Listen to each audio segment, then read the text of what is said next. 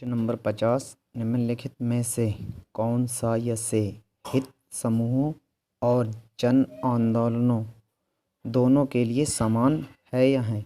एक, दोनों चुनावी प्रतिस्पर्धा में प्रत्यक्ष रूप से भाग लिए बिना राजनीति को प्रभावित करने का प्रयास करते हैं। दो, दोनों का एक ढीला संगठन होता है जहां निर्णयन अनौपचारिक और लचीला होता है। तीन, दोनों बड़े पैमाने पर स्वतःस्फूर्त जनभागीदारी पर निर्भर होते हैं। नीचे दिए गए कूट का प्रयोग कर सही उत्तर चुनिए। ऑप्शन ए केवल एक, ऑप्शन बी केवल दो और तीन, ऑप्शन सी केवल एक और तीन, ऑप्शन डी एक दो तीन। इसका आंसर ऑप्शन ए केवल एक। ये दोनों नहीं, इसमें केवल जन आंदोलन ही ढीला होता है और अनौपचारिक और लचीला होता है।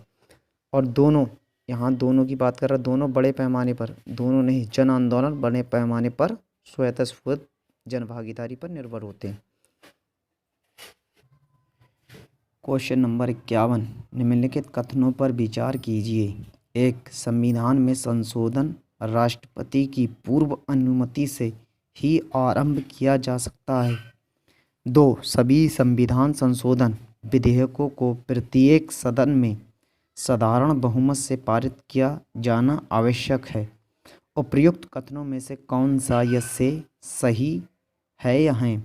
ऑप्शन ए केवल एक, ऑप्शन बी केवल दो, ऑप्शन सी एक और दो दोनों, ऑप्शन डी ना तो एक ना ही दो।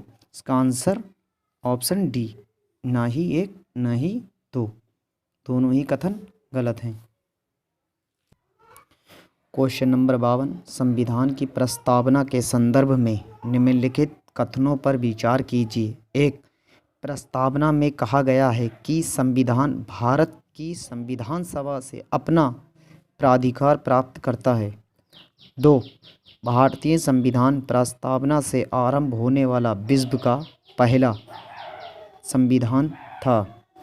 तीन, प्रस्तावना संविधान का भाग है तथा संविधान की व्याख्या में स्पष्टता प्रदान करती है। उपर्युक्त कथनों में से कौन सा से सही है या है? ऑप्शन ए केवल एक और दो, ऑप्शन बी केवल तीन, ऑप्शन सी केवल दो और तीन, ऑप्शन डी एक दो और तीन। इसका आंसर ऑप्शन बी केवल तीन। ये जो है यहाँ से संविधान सभा से नहीं बल्कि हम भारत के लोग से प्रस्तावना शुरू होती है। और भारत संविधान प्रस्तावना से आरंभ होने वाला विश्व का पहला देश नहीं बल्कि पहला देश अमेरिका है और अन्य कई देश भी हैं। Question number 53। यदि भारत का राष्ट्रपति संविधान के अनुच्छेद 359 के तहत प्रदान की गई अपनी शक्ति का प्रयोग करता है तो? ऑप्शन ए, राष्ट्रपति किसी भी राज्य के लिए अध्यादेश की उद्घोषणा कर सकता है। ये आर्टिकल 123 में ये तो हो नहीं सकता। ऑप्शन बी, उच्च न्यायालयों की शक्तियों को उच्चतम न्यायालय द्वारा अवशोषित कर लिया जाता है। ये भी नहीं है। ऑप्शन सी, राष्ट्रपति को कुछ मूल अधिकारों के परिवर्तन को निलंबित करने का अधिकार प्राप्त हो जाता है।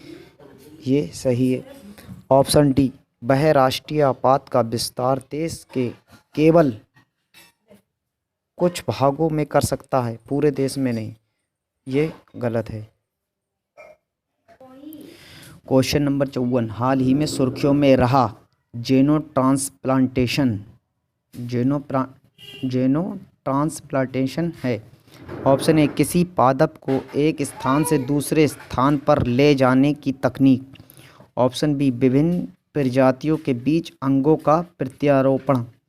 ऑप्शन सी, रानी विहीन कॉलोनियों में मधुमक्खियों को आकर्षित करने की तकनीक। ऑप्शन डी, जीवों के विशिष्ट समुदायों के बीच माइक्रोबायोटा में परिवर्तन। इसका आंसर ऑप्शन बी सही है। विभिन्न प्रजातियों के बीच कोशिकाओं, ऊतकों या अंगों का प्रत्यारोपण, अंतरारोपण और निषेचन की बात करता है। क्वेश्चन नंबर 55, भारत में मार्शल लॉ के संदर्भ में निम्नलिखित कथनों पर विचार कीजिए। एक, भारतीय संविधान के अनुच्छेद 34 में मार्शल लॉ को परिभाषित किया गया है। दो, मार्शल लॉ और राष्ट्रीय आपातकाल दोनों को देश के किसी भी हिस्से में लागू किया जा सकता है। उपर्युक्त कथनों में से कौन सा या से सही है या है? ऑप्शन ए केवल एक, ऑप्शन बी केवल दो, ऑप्शन सी एक दो दोनों, ऑप्शन डी ना तो एक ना ही दो। इसका आंसर ऑप्शन बी। इसको मार्शल लॉ को किस संविधान में कहीं पर भी परिभाषित नहीं किया गया है, लेकिन ऑप्शन दो ठीक है, तो इसका आंसर ऑप्शन बी आएगा।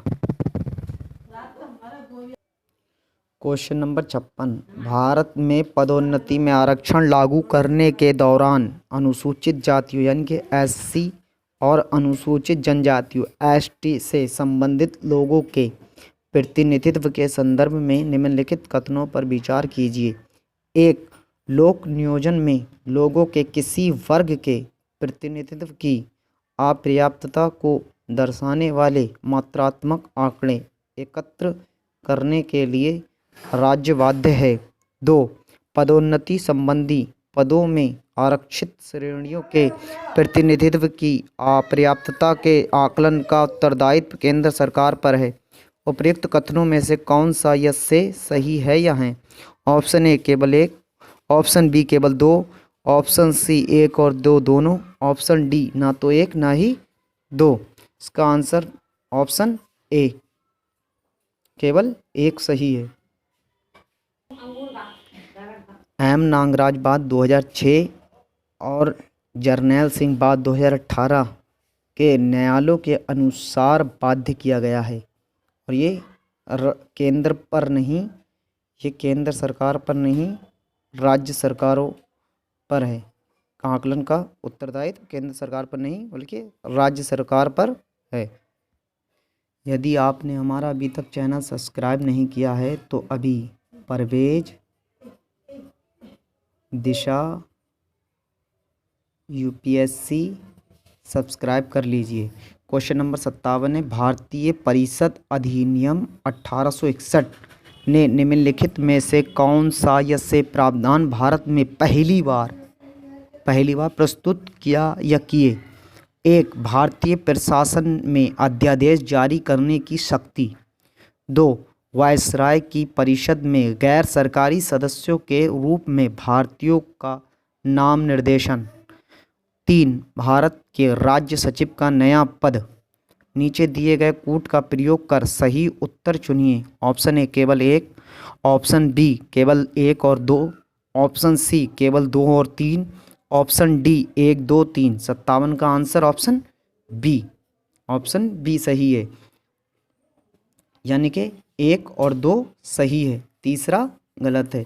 लॉर्ड कैनिंग ने अपनी विधान परिषद में 3 भारतीयों के नाम निर्देशन किए थे। क्या क्या थे? एक, बनारस के राजा, पटियाला के महाराजा और सर दिनकर राव। भारत के राज्य सचिव पद का पद 1858 के अधिनियम के तहत आता है, इसलिए ये गलत है। क्वेश्चन नंबर 58, भारतीय संविधान के अनुच्छेद 1 के तहत भारतीय